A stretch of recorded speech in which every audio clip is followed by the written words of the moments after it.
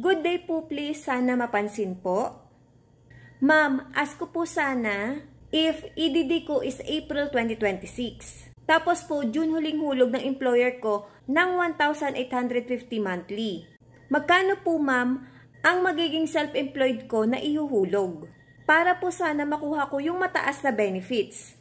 I have 2 kids. Puro eclampsia po kasi ako. Usual 7 months lang, nilalabas na baby sa akin. Need ko po talaga na malaki ang makuha. Dahil sobrang gastos manganak. Salamat po sa pagsagot.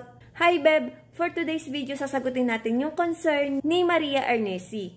Beb, kung ang EDD mo ay April 2026 at para malaman kung ikaw ay qualified sa maternity benefits, exclude natin ang semester of contingency mo na mula January 2026 to June 2026 at hindi po ito mapapasama sa computation ng maternity benefits. Now, ang magiging qualifying months mo po ay mula January 2025 to December 2025.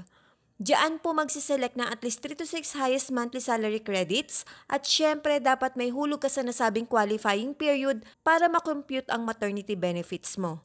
Beb, I suggest na mag-continue po kayo ng contribution mula July 2025 to December 2025.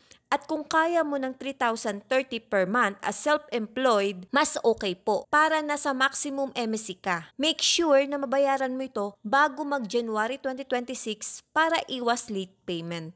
Let's say na may hulog ka mula July 2025 to December 2025 ng 3,030 per month. Ang estimated maternity benefits mo po sa SSS na pwede mong maklaim ay 70,000. Sana'y nasagot kong iyong katanungan. Thank you and God bless. Follow for more.